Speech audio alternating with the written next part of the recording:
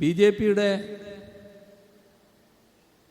ആപത്ത് തിരിച്ചറിഞ്ഞതുകൊണ്ടാണ് ഇന്ത്യാവേദി മറ്റുള്ളവരെല്ലാം കൂടി രൂപം കൊടുത്തത്. ആ രൂപീകരണം തെറ്റായിപ്പോയി എന്ന് പറയാൻ പറ്റില്ല. കാരണം ഇന്ന് രാജ്യത്ത് BJPക്ക് ഒറ്റക്കക്ഷി എന്ന നിലക്കുള്ള ഭൂരിപക്ഷമില്ല. അതിനിടയാക്കിയത് ഇന്ത്യാവേദിയുടെ രൂപീകരണമാണ്.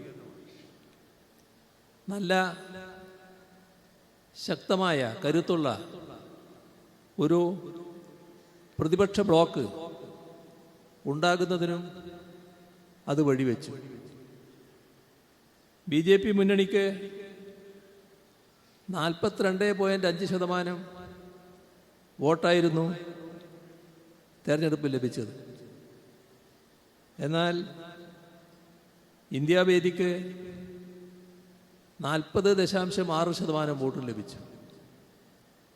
അപ്പോൾ 42.5-ഉം 40.6 എന്ന് പറഞ്ഞാൽ 1.9% വ്യത്യാസം മാത്രമാണ് ഈ രണ്ട് വിഭാഗവും തമ്മിലുണ്ടായത്. ഇവിടെ ഇത് കാണിക്കുന്നത് നല്ല നിലയിൽ BJPയെ നേരിടാനാകുമെന്നാണ്. അപ്പോൾ BJPയെ ആ രീതിയിൽ നേരിടുന്നതിനുള്ള കരുത്ത് വളർത്തിയെടുക്കുക എന്താണ് പ്രധാനം. ഏകദേശം അടുത്തെത്തിയിരിക്കുന്നു.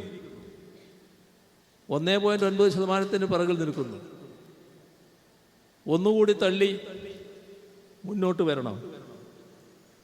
പക്ഷേ അതാണോ കോൺഗ്രസ് രാജ്യവ്യാപകമായി സ്വീകരിക്കുന്ന നില?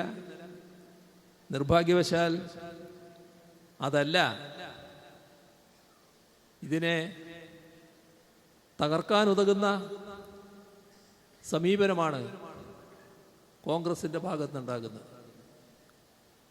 ലോക്സഭാ തെരഞ്ഞെടുപ്പ് കഴിഞ്ഞപ്പോൾ നടന്ന പ്രധാനപ്പെട്ട 2 തെരഞ്ഞെടുപ്പുകൾ, ഒന്ന് ഹരിയാനയിലായിരുന്നു, മറ്റൊന്ന് മഹാരാഷ്ട്രയിലായിരുന്നു.